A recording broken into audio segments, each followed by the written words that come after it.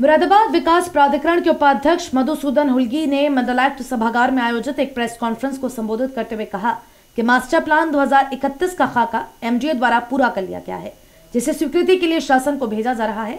शासन की स्वीकृति के बाद आपत्तियां मांगी जाएंगी और सुझाव भी मांगे जाएंगे। उन्होंने कहा कि शहर को विकसित करने का एमडीए द्वारा भरसक प्रयास किया जा रहा है। अवैध कॉलोनियों को भी संवैधानिक दायरे में लाने की पहल एमडीए द्वारा की जा रही है। उन्होंने कहा कि आने वाले समय में मुरादाबाद को जनता एक अलग स्वरूप में देखेगी। एमडीए लगातार मुरादाबाद को विकसित करने का प्रयास कर रहा है। एमडीए का यह भी प्रयास है कि जहां रिहायशी कॉलोनियां हैं वहां औद्योगिक प्रतिष्ठान न हो। दोनों को अलग अलग करने का खाका भी तैयार किया गया है। पत्रकारों से बात करते हुए उन्होंने आगे कहा कि पीएम आवास योजना के अंतर्गत भी एमडीए ने उल्लेखनीय कार्य किया और समय से पहले ही गरीब और जरूरतमंद लोगों को आवास उपलब्ध कराने में एमडीए की महत्वपूर्ण भूमिका रही। उन्होंने कहा कि दुर्लभ आय वर्ग के उन लोगों को भी आवास उपलब्ध करा दिए गए जिन्होंने समय से पैसा जमा कर दिया था। उन्होंने कहा कि निकट भविष्य में एमडीए की और भी योजनाएं हैं जिन्हें संचालित किया जा रहा है और जरूरतमंद लोगों को इसका फायदा पहुंचाया जाएगा। पत्रकारों से बात करते हुए वीसी एमडीए ने आगे कहा, आज प्राधिकरण द्वारा किए गए विभिन्न कार्यों के संबंध में लोगों तक सूचना देने के लिए हमने ये प्रेस कॉन्फ्रेंस बुलाया था। इसमें मेन पॉइंट्स ये थे कि हमारे मुरादाबाद मास्टर प्लान का अप्रूवल, उसमें जो एनोमलीज थे, अवैध थे, इलीगल थे, उसको करेक्ट करने की कोशिश की गई बोर्ड के डायरेक्शंस के अनुसार। उसके साथ साथ गजरौला मास्टर प्लान भी फाइनल हो गया बोर्ड के माध्यम से, उसको भी अप्रूव करा के बोर्ड ने अप्रूव कर दिया है, ताकि अब आगे हम उसको शासन में भेज देंगे, ताकि गजरौला में जो लोग अभी एक्टिविटीज चला रहे हैं उसको रेगुलराइज कर देंगे, तो उनका भी कोई इशू नहीं रहेगा, नक्शा पास हो जाएगा, तो हम प्राधिकरण का आय भी बढ़ता रहेगा। उसके साथ साथ हमारे जो भी हमारे संपत्ति के बिक्री के अनुसार और मैप्स के अनुसार जो हमारे इस साल संपत्ति के अनुसार हमारा 15 करोड़ की आय हुई है बिक्री से, और हमारे मैप से लगभग 15 करोड़ और आय आई है। ये हाईएस्ट है पिछले 2 साल से जो आय हमारे संपत्ति और इससे आई हुई है। इससे एडवांटेज ये हुआ है कि लोगों को क्लियर मैसेज जाता है कि हमारे पास कितनी संपत्ति रिक्त है, कौन से अलॉटमेंट हो सकता है, कौन से ऑक्शनिंग में जा सकता है, लोग आवेदन दे सकते हैं और आप अपनी प्रॉपर्टी खरीद भी सकते हैं यहाँ पे प्राधिकरण के प्रॉपर्टीज़ को। उसके साथ साथ हमारे जो भी सोर्सिंग हब था जो पिछले कुछ सालों से पेंडिंग था, उसको भी हमने निस्तारित कर दिया है और शासन ने उसको एक्सेप्ट भी कर लिया है, निगम ने एक्सेप्ट कर लिया है उसको लेने के लिए। उसके अतिरिक्त जो निरंतर एक्सपोर्टर्स का और इंडस्ट्रियलिस्ट का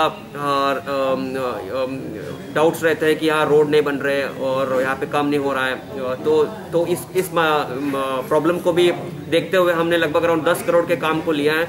इसमें मैक्सिमम रोड्स ही हैं, कुछ हमारे इलेक्ट्रिसिटी के कार्य है, सीवेज ट्रीटमेंट कार्य है, और ताकि यहाँ पे जो भी एक्सपोर्टर्स और इंडस्ट्री आना चाहते हैं, मैप इंडस्ट्री खोलना चाहते हैं, मैप पास करना चाहते हैं, ये सब सुविधा पहले से दे देंगे तो उनको भी फायदा हो जाएगा। इसके साथ साथ ईडब्ल्यूएस मकान एक बहुत इंपॉर्टेंट पॉइंट है जो हमारे पास बहुत सालों से रिक्त पड़ी हुई है, उसको किराए पे देने के लिए बोर्ड ने एग्री कर दिया है।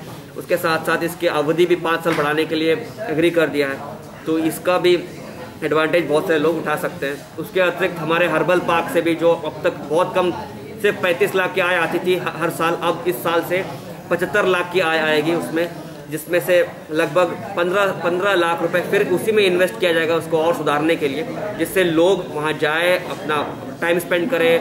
पिकनिक स्पॉट भी है वहाँ पे, लोग अच्छा मैसेज जाता है लोगों के लिए, शहर में कुछ ऐसा चीज़ है जहाँ पे अपने एंटरटेनमेंट हो सकता है।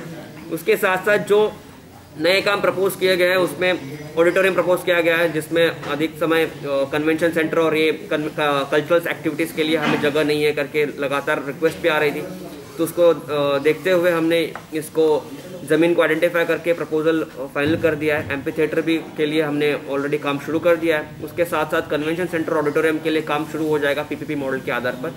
ये शहर के लिए बहुत इम्पोर्टेंट होगा, जहाँ पे लोग अपना कल्चरल एक्टिविटी, स्कूल्स, इंस्टीट्यूशन सब अपना कल्चरल एक्टिविटी बना सकते हैं, कर सकते हैं। और हमारे शहर में भी लगभग अराउंड 500 to 1000 सीटर का कोई ऑडिटोरियम नहीं है, तो हमेशा दिक्कत आती है जब बड़ा एक्टिविटी आते हैं, कोई महानुभाव जब भी आते हैं लखनऊ से या कहीं और से, तो जगह नहीं रहती, तो उसको नज़र में देखते हुए हमने 500 to 1000 सीटर का हम ऑडिटोरियम भी बनाएंगे ताकि वहाँ पे मीटिंग भी हो सके। तो ये मेन पॉइंट्स था जिसकी वजह से हमने आज प्रेस नोट लाया था, और आपके माध्यम से लोगों तक ये मैसेज भी चाहे कि बाय लॉज के अनुसार ही निर्माण करें और नक्शा पास करवाएं। नक्शा पास करने में कोई दिक्कत आती है तो सीधा हम इनसे आके संपर्क करें ताकि उनको कोई दिक्कत ना हो। ऑनेस्टली जो काम होता है तो उसमें कोई कार्रवाई भी नहीं होती है। और मेरा अनुरोध ये भी रहेगा कि कोई अवैध निर्माण ना रहे और किसी की फील्ड वाले इसमें कोई बातों में ना उलझे। और अगर कोई भी डाउट आती है, दिक्कत आती है, सीधा प्राधिकरण कार्यालय आ जाए। सिंगल विंडो सिस्टम भी हमने बनाया, प्रॉब्लम तुरंत सॉल्व हो जाएगा और उसके नक्शा भी पास होंगे। सर आपने ऑनलाइन रजिस्ट्रेशन की बात की और स्मार्ट की बात की, तो सर उसके क्या फीचर्स हैं और क्या उसके एडवांटेज रहेंगे? ऑनलाइन रजिस्ट्रेशन फर्स्ट स्टेप है।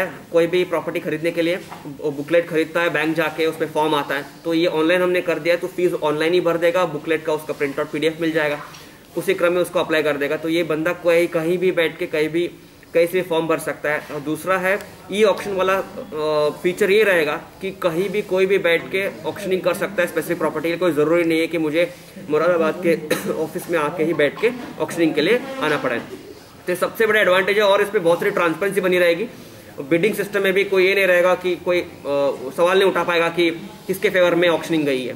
तो बिडिंग सिस्टम भी पूरा ट्रांसपेरेंसी के साथ होगा। और क्योंकि ये हम अधिकारी को सामने बैठने की जरूरत नहीं होती है, वो ऑनलाइन बिडिंग का टाइम शुरू हो जाएगा। ऑनलाइन स्पेसिफिक प्रॉपर्टी के लिए वो बिडिंग करते रहेंगे और कुछ समय के बाद 4 घंटे 5 घंटे के बाद वो सिस्टम बंद हो जाएगा।